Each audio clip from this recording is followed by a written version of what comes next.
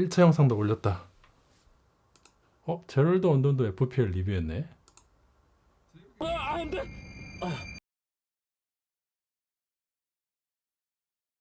안녕하세요, 사진 찍는 회계사입니다. 지난번에 FPL 1차 영상에 이어서 오늘은 이제 남은 리뷰를 진행을 해보고자 합니다.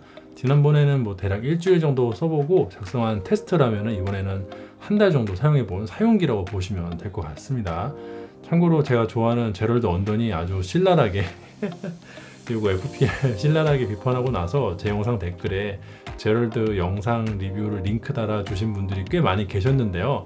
유튜브에서 언젠가부터 영상 링크를 달면은 스팸으로 간주고 아예 삭제를 해버리더라고요. 그 댓글 제가 지운 게 아니니까 오해하지 말아주세요. 오해받기 싫어가지고 복구를 하려고 했는데 검토 중인 댓글 리스트에도 없어요. 그러니까 복구가 불가능합니다. 댓글 달렸는데 알람은 뜨고 내용 일부는 보이는데 막상 이걸 터치하면 사라지는 게 아무래도 작성하신 댓글을 유튜브가 아예 날려버린 것 같아요. 아무튼 제가 지난번에 말씀드린 대로 시그마 FP 시리즈는 컨셉이 중요한 카메라라서 이 컨셉이 동의가 안 되면은 이게 도대체 뭐야? 라고 생각하게 된다고 말씀을 드렸잖아요. 제럴드 언던 같은 경우는 이제 도저히 동의가 안 됐던 거죠. 굳이 작게 만든 바디에 리그를 뭐 덕지 붙이는 거 싫다고 했을 정도니까 처음부터 그러라고 나온 모듈형 카메라라는 컨셉이 아예 동의가 안 된 거라고 할 수 있어요. 그러면은 뭐 그렇게 비판적으로 얘기할 수 있는 거죠. 다만 사람마다 생각이 다를 수 있다는 점은 고려해 주셨으면 좋겠습니다. 제럴드 언던이 말을 했으니까 다른 사람은 뭐 다른 의견 내면은 안 되는 거는 아니잖아요. 저는 뭐 여러 가지 이렇게 파츠를 달고 또 각종 부속품들을 이용해 가지고 실제로 메인캠으로 활용하고 있습니다. 제가 어떻게 활용하고 있는지 보여드리도록 할게요. 제가 집에서 메인캠으로 쓸 때는 이렇게 쓰고 있는데 프롬프터에 달려있는 겔탭은 또 전원이 연결돼 있죠. 뒤에서 보자면 대략 이런 비주얼입니다. 상당히 난잡하죠. 닌자 같은 경우도 어댑터를 달아서 전원을 상시 공급하고 있고요. 그리고 지난번에 설명해드린 대로 FPL도 AC 어댑터를 통해서 전원을 공급받고 있기 때문에 배터리 걱정은 전혀 할 필요가 없죠. 그리고 촬영할 때는 SSD를 장착을 해가지고 케이블을 연결을 하고요. 바디랑 연결을 해주면은 3개 단자가 모두 일을 하고 있어요. 데이터는 USB-C를 통해서 SSD에 저장이 되고 HDMI를 통해서 현재 상황을 모니터링 할 수 있으며 오디오는 하단에 3.5파이 마이크 잭으로 지금 입력이 되고 있습니다. 최종적으로 그래서 이런 비주얼이 되는 것이죠. HDMI로 출력을 할 때에도 바디 액정에는 신호가 이렇게 들어오는데요. 모니터링 출력을 할 것인지 레코딩 등 화상 출력을 할 것인지 선택을 할 수 있고요. 모니터링 출력에서 정보를 표시할 것인지도 선택을 할 수가 있습니다. 그래서 이런 식으로 촬영 정보가 닌자의 표기가 되는 것이죠. 이게 진짜 편해요. 이거 안 되면요 엄청 별거 아닌 것 같죠? 근데 한번 해보시면은 이게 왜 중요한지 알게 됩니다. 그리고 한 가지 큰 장점이 외장 모니터를 통해서 녹화를 하는 도중인데 지금 로우 파일을 녹화를 하고 있어요. 그런데 이 상황에서 바디 후면 액정에도 신호가 들어오는 것은 물론이고 터치 자체도 다 작동을 합니다. 물론 AF를 그렇게 신뢰할 수 없긴 하지만 아무튼간에 4K FHD 코덱 상관없이 심지어 로우 파일을 촬영을 할 때에도 모두 편하게 지원이 되기 때문에 이런 점은 정말 좋아요. 다음은 이제 AF 이야기를 해볼까 합니다. 전적은 어느 정도 수준이었는지 제가 모르겠지만 제가 지난번에 영상에서 AF 구동 모습을 보여드리니까 와 역시 FPL은 위상차 센서가 들어와서 하이브리드 형태로 작동하여 AF가 개선되었군 이라고 하시는 분들이 꽤 계시더라고요. 그 사이에 이제 AFC도 정식 펌웨어가 나와서 테스트를 수행할 수 있게 되었는데 구동 모습을 보여드리자면요 다음과 같습니다. 자, 먼저 눈인식을 켜놓고 조금씩 움직여 보도록 할게요. 대략 이 정도 느낌입니다. 따라는 가는데 한 번에 잡지를 못하고요. 왔다 갔다 하면서 잡느라고 이게 좀 그렇고 이렇게 단계적으로 움직이는데도 잡는데 조금 어려움이 있어 보이죠. 그리고 이렇게 움직이면은 동체 추적에 들어가면은 여기서 얼굴 풀리고 뭐 이래요. 아무리 좋게 평가를 하려고 해도요 신뢰하기는 조금 어려운 수준의 AF입니다. 근데 무슨 표정을 해야 될지 모르겠어가지고 계속 웃고 있었더니 좀 바보 같네. 이게 마스크를 쓰거나 선글라스를 써도요 전혀 인식이 안 되더라고요. 다 얼굴을 온전히 보여줘야 인식이 되는 면이 있고, 그리고 진짜 문제는 연사에 들어가면요 전혀 추적이 안 됩니다. 마치 첫 사슬 고정인 것처럼 추적이 안 돼서 되게 좀 그래요. 이게 상황이 이러다 보니 아무래도 저는 MF를 주로 사용하게 되더라고요. 렌즈 초점링을 돌리면은 자동으로 팝업 창이 뜨면서 초점을 맞추는 거를 도와주는 인터페이스가 등장을 합니다. 액정도 크고 품질도 괜찮은데다가 배경으로 전체 화면이 계속 보이고 있으니까 굉장히 사용하기 편한 인터페이스를 보여주고 있습니다. 그리고 당연히 사진 모드에서도 이게 가능한데 영상이랑 똑같이 초점링을 돌리면요 측거점이 있는 부분이 확대가 되면서 초점을 맞출 수 있고요. 그 상태에서 좌우로 왔다 갔다 하는 것도 가능합니다. 일단 사진 얘기를 해보자면요, 6100만화소 이미지 퀄리티는 아주 좋은 편입니다. 그 로우 패스 필터가 있어가지고 완전 100%로 확대해보면 약간 그 흐린 부분이 있긴 하지만 그래도 뭐 전반적으로 화소도 높고 괜찮아요. 거기다가 안무지 뭐 고감도라든지 이런 건 지난번에 테스트를 했으니까 생략을 하고요. 또 고화소 센서를 이용해가지고 크롭 줌 기능을 제공해 주는데 솔직히 개인적으로는 그냥 그래요. 이런 식의 디지털 줌 또는 크롭 줌 기능이 있는 카메라들이 종종 있긴 한데 FPL은 아주 간단하게 터치 인터페이스로 할 수 있다는 점은 뭐 폰카처럼 아주 간단하게 할 수 있다는 점은 특색이라고 할 수 있죠. 그렇지만 저는 이제 후보종이 가능한 상태라면은 그냥 후보종으로 하는 게 더 선호하는 편입니다. 물론 후보종 하기가 귀찮으시거나 처음부터 프레이밍 신경 쓰실 분들은 크롭 줌 기능 사용하시는 것도 좋을 듯 합니다. 아무튼 제가 여기저기 들고 다니면서 촬영해 보니까 딴 것보다 확실히 셔터가 문제예요. 이 전자식 셔터밖에 없기 때문에 실외에는 큰 문제가 없는데 실내로 들어오면요, 셔속을 올리면은 플리커가 발생합니다. 그런데 셔속을 내리면은 얘가 손떨방이 없다 보니까 핸드 블러나 또 때로는 모션 블레가 발생하는데 이게 꽤 많이 불편하더라고요. 실내에서는 삼각대 함께 고화소의 장점을 10분 활용할 수 있는 뭐 접사 같은 거를 제외한다면은 확실히 그 촬영상에 문제가 좀 있는 편인데, 실외거나 혹은 실내라도 자연광이 들어오거나 촬영용 조명을 사용하는 경우에는 무난하게 뭐 잘 쓸 수 있지 않을까 생각은 해요. 그렇게 한정적으로.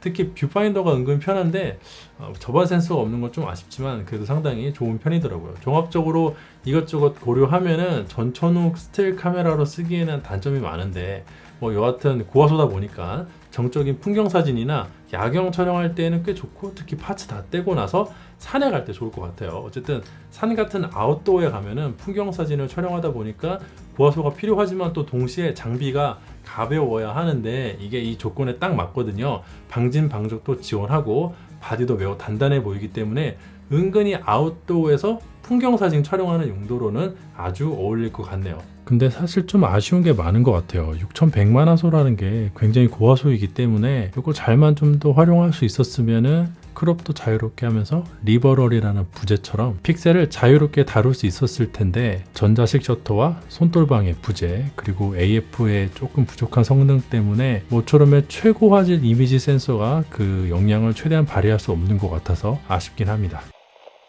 영상 얘기도 해보자면은 제가 지난번에 프로레스 로우 파일에 그 막강한 보정 관용도를 보여드렸죠. 언던형 리뷰에서는 이걸 이제 로그로 컨버팅 한 다음에 DR을 체크하던데, 글쎄요, 그것만 되는 게 아니라 이게 상당히 그 자유롭게 조절이 가능한데 로그 파일로 컨버팅 한 다음에 아무것도 손보지 않고 12스탑 정도로 하는 게 큰 의미가 있는지 잘 모르겠어가지고 제가 한번 직접 테스트를 해봤습니다. 리니어는 뭐 굳이 보실 필요 없고 로우 파일만 파이널 컷으로 프로레스로 불러왔을 때는 10스탑 정도를 기록을 합니다. 이렇게 간단하게 보여드리니까 저도 굉장히 편하네요. S로그 3로 감마를 컨버팅을 하면은 그 다음에는 이제 11스탑을 조금 넘어요. 그러니까 12스탑 정도라고 해도 뭐 괜찮을 것 같기도 하고, 근데 이러고 끝나는 게 아니라 로우 파일이기 때문에 좀 더 많은 보정을 굉장히 손쉽게 할 수 있잖아요. 그래서 보정을 해가지고 DR을 맥스로 한번 만들어 보면은 이 정도 이미지가 나오는데요. 이렇게 하면은 역시나 미디움 값 보시면 되는데 12.9로 13스타까지 도달할 수가 있습니다. 역시 막상 테스트를 해보니까 제럴드 언던 말이 맞네요. 역시 최고 존엄 제럴드 언던. 그런데 미디움 값 말고 이 웨이브 폼에서 슬로프상에 보이는 DR을 한번 숫자를 세보면요, 그냥 로우 파일 불러왔을 때는 12스탑 정도입니다. 제가 맨날 세던 방식이 이 방식이에요. 반면에 로그로 컨버팅을 하면은 S로그 3의 경우에는 11.4스탑이 나옵니다. 그래서 언뜻 보기에는 마치 DR이 감소하는 것 같은데 정확히 한 스탑이 안 나오는 애들을 버리면은 오히려 DR이 더 늘어요. 그 다음에는 이제 로그 컨버팅 없이 후보정한 걸 보면은 언뜻 보기에도 막대기가 좀 더 많아진 것 같죠? 이렇게 해보면은 17개까지 나온다고 해요. 육안으로 숫자를 셀 경우에는 아까 로그 컨버팅 경우에는 13개지만 여기는 14개까지는 눈으로 세져요. 그 다음부터는 이제 눈으로는 안 보이고, 그래서 실제로 보정을 할 때는 수치로 보이는 것보다는 좀 더 많은 DR을 표현할 수 있긴 합니다. 그리고 로우 파일 촬영 시에 해상력이 변하는 문제도 있는데 저는 그게 그렇게 로우 파일로 촬영한다고 해서 해상력에 변화가 생길 거라고는 생각도 못 했거든요. 그래서 저도 한번 확인을 해봤어요. 같은 조건에서 이거는 SSD에 저장한 일반 영상이고요. 이거는 프로레스 로우예요. 렌즈 보정도 풀려서 왜곡이 좀 보이네요. 아무튼 비교를 해보자면은 300%로 확대를 했을 때 뭐 그닥 그렇게까지 화질에 있어서 차이가 느껴지진 않았습니다. 이게 제품 매뉴얼에는 사용자 설명서에는 시네마 DNG 이야기밖에 없고요. 프로레스 로우는 이야기가 없습니다. 검색해도 안 나오더라고요. 제가 리뷰를 의뢰받을 당시 제조사로부터 받은 기술 문서에는 DNG와 프로레스 로우는 이야기가 되고 있었는데 또 블랙매직 로우는 거기에는 전혀 적힌 게 없었거든요. 제가 뭐 정확히는 모르겠지만 블랙매직 로우는 확실히 최적화가 안 되고 뭔가 문제가 있어 보입니다. 그리고 지난번에 어떤 분도 여쭤보시던데 DNG 파일이랑 블랙매직 로우의 경우에는 다빈치 리졸브에서 편집해야 하고요. 저는 잘 몰라요. 저는 일단 팟컷 기반이라서 프로레스 로우만 테스트를 수행했고 파이널 컷 쓰실 거면요 닌자 달아서 프로레스 로우로 촬영하시길 권해드릴게요. 그리고 스틸 모드 말고도 동영상에서도 크롭 줌 모드가 가능한데 요거는 사진하고 다르게 꽤 좀 쓸만합니다. 사진에서는 6100만화소 촬영해가지고 크롭을 하면은 그만큼 화소가 줄어서 나중에 후보종으로 크롭하는 것과 다를 게 없지만은 영상은 어차피 출력 해상도는 고정인데 고화소 센서를 이용해가지고 센서의 작은 면적을 이용하면서도 같은 해상도로 출력을 하니까 충분히 의미가 있죠. 출력 해상도를 4K UHD로 설정하면은 2.5배까지 줌이 되고요. FHD로 설정하면은 5배까지 줌이 됩니다. 즉 설정된 출력 해상도를 유지하면서도 이게 줌이 되는 거예요. 이거는 제럴드 언던 테스트에서도 해상력이 나쁘지 않고 그나마 이제 칭찬을 받은 좋은 평가를 받은 부분 중에 하나이죠. 아무래도 이제 롤링 셔터는 100% 제럴드 언던 의견에 동의합니다. 다만 제가 처음에 말씀드린 것처럼 FPR은 영상 촬영에 쓰실 거면요 삼각대에 고정하고 정적인 촬영을 하시길 제가 권해드릴게요. 들고 다니면서 터프한 촬영을 한다거나 뭐 이렇게 빠른 촬영하기에는 적합하지 않아요. 애당초 저도 이거를 핸드헬드로 뭘 촬영해 본 기억이 거의 없습니다. 자, 이제 그 다음은 요거 바디를 한번 살펴보면서 천천히 설명을 드리고 저렴하게 리그 세팅하는 법 소개하고 마치도록 하겠습니다. 이 FPL을 사가지고 딱 바디만 사용하고 끝낼 수도 있겠지만은 모듈형 카메라인 만큼 여러가지 붙이고 다니는 게 묘미겠죠. 다만 이제 프로분들이나 영상 오래 하신 분들은 워낙 잘 아실 테니까 제가 뭐 설명해 드릴 필요는 없을 것 같고요. 저보다 레벨이 높으시잖아요. 저는 이제 아직 감이 없으신 분들이 적은 예산을 들여가지고 어떻게 시작하면 좋을지 좀 알려드릴 수 있을 것 같습니다. 아무튼 바디를 보시자면요 가장 먼저 눈에 띄는 게 방열구예요. 방열구가 여기서부터 시작을 해가지고 쭉 이어져서 액정 밑을 지나서 오른쪽까지 이어집니다. 즉 이쪽에 있는 나사선이랑 요 셔터 버튼 쪽 아래쪽만 제외하면은 거의 360도를 쭉 돌아간다고 보시면 될 것 같아요. 제가 원래 쓰던 카메라는 충전하면서 4K 30p 녹화하면요 이 가끔 발열 경고가 떠가지고 바디를 시켜야 했는데 FPL은 현재까지 발열 경고는 제가 한 번도 못 본 것 같습니다. 그 다음에 이제 버튼과 다이얼 배열을 설명을 해드리자면은 일단 이 상단부에 전원 버튼이 있고요. 동영상 모드와 사진 모드로 오갈 수 있는 레버가 있습니다. 일종의 레버죠. 얘네 둘은 이 색으로 구별하시는 게 좋은데 전원을 키면은 흰색이 보이고요. 동영상 모드로 가면은 붉은색이 보여요. 위치보다는 이 색이 표기가 잘 되는 편이니까 이걸로 구별하시면 될 것 같습니다. 그리고 이쪽에는 셔터 버튼이 있고요. 녹화 버튼이 있는데 이 두 개 다 굉장히 자유롭게 세팅을 할 수가 있어요. 그러니까 사진 모드에서는 얘는 사진 기능 없음 이렇게 할 수도 있고 얘는 사진 얘는 영상 녹화 이렇게 할 수 있고요. 시네 모드에서 얘는 사진 얘는 영상 녹화 얘는 영상 녹화 얘도 영상 녹화 이렇게 세팅할 수도 있습니다. 자유롭게 하실 수가 있어요. 그리고 다이얼은 이쪽에 하나 있고 이쪽에 하나 있고 굳이 따지자면은 렌즈에 조리개기 링이 있으면 여기도 하나 있는 셈인데 아무튼 바디 자체는 두 개가 있어요. 이게 조리개, 셔터, 감도 그리고 노출 보정 총 4가지를 세팅해야 되다 보면은 다이얼이 별도 세팅을 할 거면은 총 4개가 필요한데 그런 면에 있어서는 약간 부족한 맛이 있죠. 하나 정도 더 있었으면 좋았겠다 싶은데 이 바디를 아무리 봐도 디자인적으로 들어갈 데가 없어요. 그래서 굳이 어디다 넣어야 될까?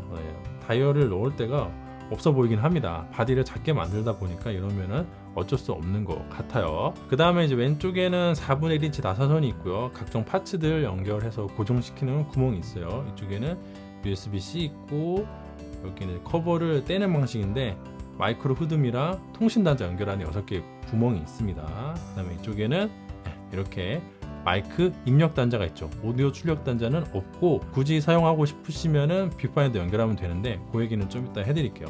그리고 이제 오른쪽을 보시면은 오른쪽은 이제 그립부인데 특별히 버튼은 없지만 4분의 1인치 나사선이 있고 역시나 파츠를 고정하는 구멍이 있어요. 그 다음에 이제 하단부는 이렇게 생겼는데 여기도 4분의 1인치 나사선이 있습니다. 즉 4분의 1인치 나사선이 여기도 있고 여기도 있고 여기도 있고 3면에 있으니까 요런 면은 이제 굉장히 편합니다. 물론 저는 어차피 케이지를 쓰긴 하지만은 케이지 안 쓰시는 분들한테도 이런 거는 상당히 잘 활용하면 좋은 장점이 될 것 같아요. 배터리실은 이렇게 열어서 돌리면은 개방되는 형태이고요. 여기에 배터리랑 메모리 카드를 이렇게 넣고 다닐 수가 있어요. 측면으로 메모리 카드가 들어가면 좋겠다고 지난번에 말씀드린 것 같은데 아무래도 하단부에 있다 보니까 좀 불편한 거 어쩔 수가 없어요. 다음은 설명을 다 드린 것 같고, 참고로 전면부에는 아무런 버튼이 없습니다. 이거는 마운트 해제하는 물리 버튼이라서 결국에는 이제 조작에 쓰이는 버튼은 하나도 없다고 보시면 될 것 같아요. 그리고 이제 메인은 후면이겠죠. 노출 고정 버튼 있고 QS 버튼 있고 다이얼도 되면서 방향키도 되는 요거 있고요. 그 다음에 메뉴 버튼 있어요. 가운데 버튼도 당연히 눌리죠. 그 다음에는 재생 있고 디스플레이 버튼 있고 이쪽에 그 SD카드에 기록 중이라고 표시되는 전멸하는 라이트가 있습니다. 그리고 톤 버튼, 컬러 버튼 있고요. 마지막에 모드 버튼이 있는데 요거는 이제 전원 한번 켜볼게요. 자, 전원을 켜보시면은 노출 고정 버튼이야 뭐 다들 아실 테니까 제가 굳이 설명해 드릴 필요가 없을 것 같고요. 이 QS 버튼을 누르면은 이렇게 퀵 메뉴가 8개가 뜨는데 이 퀵 메뉴가 은근히 8개 뜨는 게 상당히 그 부족한 느낌이 있어요. 왜냐면 여기 버튼이 많은 듯 하지만 부족하기 때문에 여기 퀵 메뉴에 없고 버튼에도 없으면은 메뉴 버튼을 누르고 들어가서 여기서 이제 세팅을 수정을 해야 되는데요. 이게 상당히 좀 번잡합니다. 왜냐면 안에 들어가서 내려서 자꾸 해야 되니까 이렇게 뭐 심플하진 않아요. 메뉴 구성 자체는 잘 되어 있긴 한데 잘 되어 있다고 하더라도 메뉴에 들어가는 것 자체가 이미 조금 그래서 이 QS 버튼 눌렀을 때 나오는 이 퀵 메뉴가 제가 보기에는 한 10개나 12개 정도였으면 더 좋았겠다. 8개는 쓰다 보니까 좀 부족한 느낌이 들더라고요. 그 다음에 이제 재생 버튼 누르면은 이런 식으로 이제 재생으로 넘어가고요. 그 다음에는 디스플레이 버튼 누르면은 디스플레이에 표시되는 게 이렇게 변합니다. 참고로 전자수평계도 있어가지고요. 이게 은근히 또 편해요. 요거는 좋고, 요 모드 버튼은 뭐냐면요. 이 M 모드, S 모드, A 모드, P 모드, 그 다음에 이제 커스텀 모드 6개까지 조작을 할 수 있는 그 모드 변경 버튼이에요. 보통은 이제 대부분의 카메라들은 이 상단 부분에 다이얼로 존재하는데 FPL은 오른쪽 하단부에 이렇게 버튼으로 존재합니다. 그래서 조리개 모드나 M 모드로 오갈 때는 버튼 누르고 방향키를 돌리거나 버튼을 누른다거나 해가지고 변경이 가능해요. 그리고 커스텀 모드 6개나 되기 때문에 이것도 상당히 장점이라고 할 수 있습니다. 다만 이제 톤 모드랑 컬러 버튼이 있는데 이 톤 모드는 누르면은 원래는 이제 그 곡선이 나와요. 그러니까 커브를 만져가지고 결과물에 그 영향을 줄 수가 있고, 그러니까 후보정을 먼저 할 수 있는 거고, 컬러 모드도 누르면 여러 가지 그 컬러 모드가 나옵니다. 뭐 오렌지 앤 틸 모드도 있고 여러 가지 있는데 저는 개인적으로 이 둘 다 안 써요. 뭐 잘 쓰시는 분들은 잘 쓰시겠지만은 저는 도저히 제 취향이 아니라서 잘 쓰지 못하겠더라고요. 그래서 저는 여기에 AF와 관련된 버튼을 할당을 해놨어요. 톤에는 누르면은 이렇게 AF 영역을 설정할 수 있는 거를 세팅을 해놨고요. 컬러는 AF 모드를 선택해놨습니다. 그래서 FS나 FC를 왔다 갔다 할 수 있죠. 수동 그 매뉴얼 포커스도 왔다 갔다 할 수 있고요.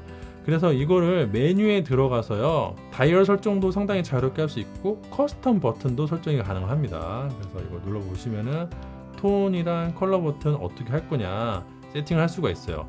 얘네는 그 설정할 수 있는 게 상당히 많은데 아쉽게도 여기 있는 노출 고정 버튼은 설정할 수 있는 게 뭐 그렇게 다양하진 않아서 저는 그냥 원래인 요거 오토 익스포저 락 버튼으로 그냥 계속 쓰고 있습니다. 아시겠죠? 그 다음에는 모두 촬영 모드도 다른 걸로 세팅할 수가 있는데 그러면은 촬영 모드를 변경할 방법이 없으니까 저는 그냥 촬영 모드로 놓는 편이에요.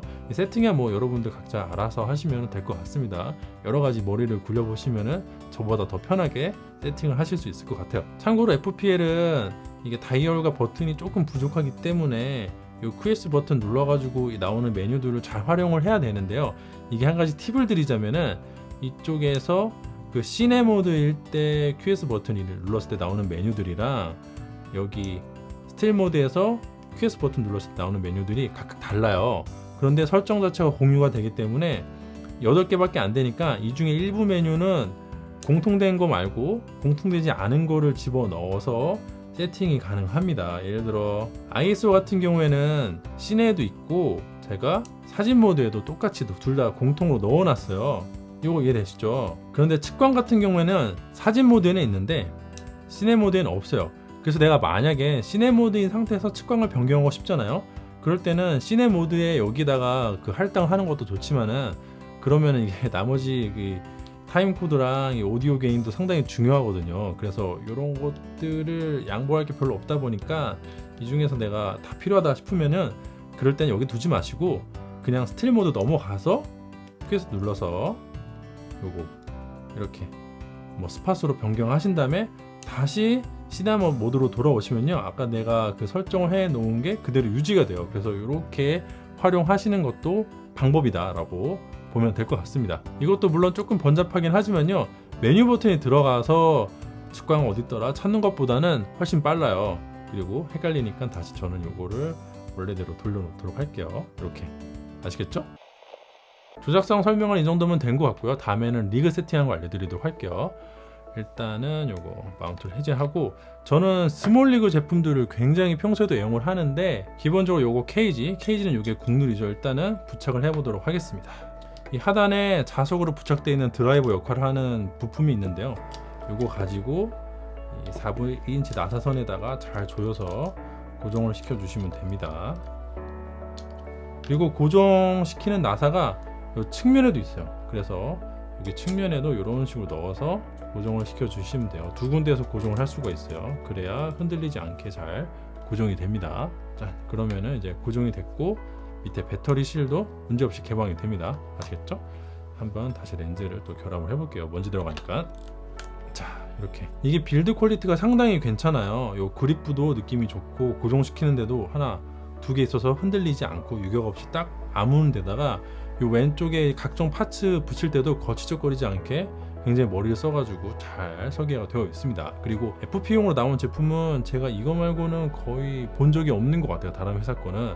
그리고 FP용으로 나온 것이지만은 FPL과도 완벽하게 호환이 됩니다. 그 다음에 상단에는 이렇게 생긴 나토 레일을 거치하는데 일단은 결합을 해보도록 할게요. 중앙부에 맞춰서 여기다 결합을 하고, 그리고 이쪽에도 또 결합을 하고요.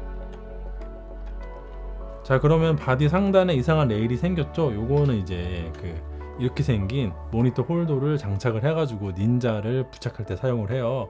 저는 이 모니터 홀더를 굉장히 좋아해가지고 상당히 잘 쓰는데 이게 좌우로도 도리도리가 되고 위아래로 끄덕끄덕도 되는, 그러니까 틸트랑 패닝이 모두 되는 그런 제품입니다. 그래서 얘를 여기에다가 이런 식으로 돌려서 장착을 하고 레버를 돌리면은 고정이 되는 그런 방식이에요. 이쪽에서 락을 걸 수가 있어요. 그럼 이렇게 장착이 되는데 아까 말씀드렸다시피 이런 식으로 회전도 되고 또 이렇게 뻑뻑하지만은 도리도리도 되는 방식이라서 이 FPL 같은 경우에는 액정이 북박이기 때문에 상당히 동영상 촬영할 때 애로사항이 많은데 모니터를 달면은 그 문제에서 굉장히 편하게 해결이 될 수가 있죠. 물론 이걸 다는 게 편하다고 표현하는 게 조금 그렇긴 한데 어쨌든 간에 이게 도리도리가 되고 끄덕끄덕이 되니까 편해요, 편해. 그리고 제가 이걸 사용하는 이유가요, 이쪽에 나토레일 보시면은 이 안전고리가 있어요.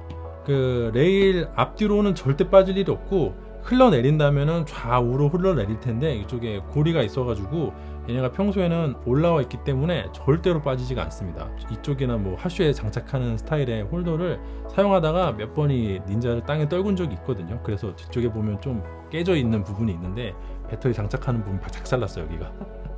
땅에 떨어져가지고 충격으로 플라스틱이 부러졌는데, 아무튼간에 몇 번 그 땅에 떨구다 보니까 그게 너무 무서워가지고요, 무조건 이 나토레일을 써요. 나토레일을 쓰는 게 완전 편하진 않은데 그런 면에서 굉장히 안정감이 있기 때문에 이거를 쓴다고 보시면 될 것 같네요. 해서 나토레일을 장착을 하면서 기본 세팅이 끝나고 그 다음에 이제 상황에 맞게 파츠를 결합을 하는데요, 요 HU11은 하슈도 있지만은 이쪽에 이제 클램프가 있어가지고 저는 모니터로 사용할 때 얘를 반드시 이용을 합니다. 보여드리도록 할게요.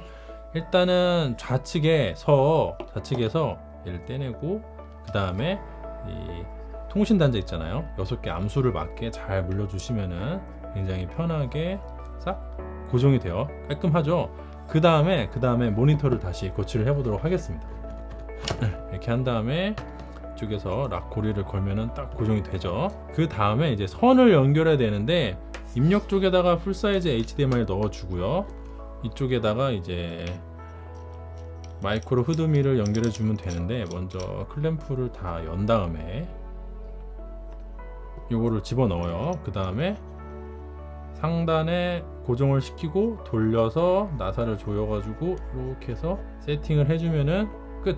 그러면 절대 안 빠져요. 이게 마이크로 후드미는 사용해 보신 분들 알겠지만 엄청 쉽게 망가지는데, 저희 케이블 HDMI 2이기도 하고 아토모스 정품이라서요. 케이블 하나 이게 8만원이에요. 8만원.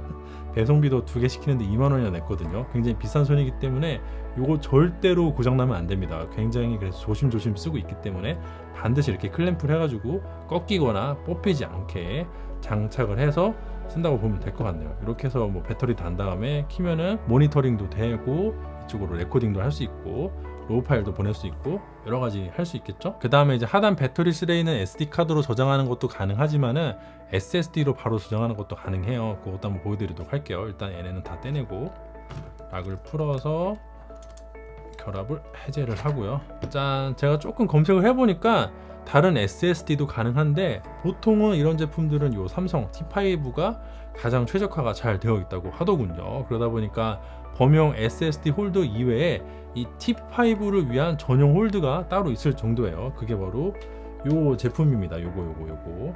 다만 요거를 거치할 때 어디에다가 거치해야 될지 조금 애매하긴 하거든요. 머리를 잘 굴려야 돼요. 참고로 이 케이지도 그렇고 요 홀더도 그렇고 다 제가 제 돈 주고 산 겁니다. 이 FPL을 사용하기 위해서 구입을 한 제품들이에요. 그게 뭐 큰 돈은 아니지만, 아무튼간에 제가 이거를 막 여기도 붙여보고 저기도 붙여보고 별짓을 다 해봤는데 제 해답은요, 일단 이쪽은 아니에요. 왜냐면 여기다 이걸 써야 되니까. 그래서 여기다가 붙이기로 했습니다. 이게 제일 편하고 좋더라고요. 일단은 부착을 해볼게요. 이거는 이렇게 육각 렌치로 고정을 시키시면 됩니다. 그 다음에는 이쪽에다가 이렇게 T5를 장착을 하고요. 그 다음에 요거 레버를 돌려서 잠가 주시면 돼요. 꼭 잠그면은 안 빠져요. 그 다음에는 이쪽에 케이블을 또 장착을 해야겠죠. 짜잔, 이렇게 C2C 케이블을 여기다가 끼고, 그 다음에 또 레버를 조이면은 이 C2C 케이블이 잘 안 빠집니다. 근데 이거는 힘주면 빠져요. 완벽하게 고정이 잘 안 되더라고요. 그리고 너무 꽉 물리면은 이쪽 플라스틱 커버 쪽에 뭔가 손상이 가가지고 얘는 약간 좀 그래요. 그런데 뭐 전반적으로 만족합니다. 웬만해서는 잘 빠지지 않게 저항을 해주는 뭐 그 정도 역할, 완벽하게 보호는 안 되지만 좀 이렇게 저항을 하는 그 정도라고 보시면 될 것 같고, 이쪽에서 이제 그 커버를 열고요, 삽입을 하는 형태로 이렇게 연결해 가지고 SD 카드 말고 SSD로도 바로 그 데이터를 보낼 수가 있어요. 사진, 영상 둘 다 보낼 수 있고, 아토모스 닌자 같은 경우에는 이제 프로레스 로우로 전송이 가능하고요. 이쪽에는 DNG 파일로 전송이 가능해요. 그리고 블랙매직 로우 같은 경우에는 또 블랙매직 전용 레코더가 따로 있어야겠죠. 아무튼 제 환경에서는 DNG로도 보낼 수 있고 프로레스 로우로도 보낼 수가 있습니다. 그렇게 보시면 될 것 같고, 그 다음엔 탑핸들을 사용할 때는 여기 이런 식으로 또 고정이 돼요. 얘도 나토 네일로 장착이 되는 스타일이고, 제가 심지어 이 탑핸들 위에도 여기도 이렇게 나토 네일을 달아놔서 모니터를 장착을 할 수 있게 해놨어요.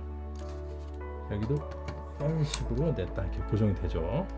레버를 돌리면 고정이 되고, 뭐 이렇게 돌리고 이렇게 돌아가고, 이렇게 한 다음에 후드미 선을 연결을 해서 클램프 돌려서 여기다 뭐 이렇게 꽂고 이런 식으로 세팅을 할 수도 있는 거예요. 상당히 이제 이러면은 엄청 요란해지죠. 그리고 이 상태에서는 이 SSD를 이쪽 측면이나 이쪽 측면에 거치하는 것도 가능합니다. 이렇게 되면 뭐 상당히 근데 이거 나름 재밌어요. 이렇게 하고 있으면요, 뭐 레고 조립하는 기분도 들기도 하고, 영상 촬영하시는 분들이야 뭐 워낙 익숙하시지만은 이렇게까지 리그 장착하는 인구는 많지 않으니까 처음 보신 분들은 뭐 신기할 수도 있네요. 아무튼 그 나토 레일은 정말 제가 적극 추천합니다. 이거 진짜 좋아요. 안 빠지고 안전하고, 얘가 이제 하나에 10,000원 정도 하는데 주문하실 때 한 4-5개 주문하시면요, 여기저기 장착해가지고 상당히 유용하게 쓸 수가 있습니다.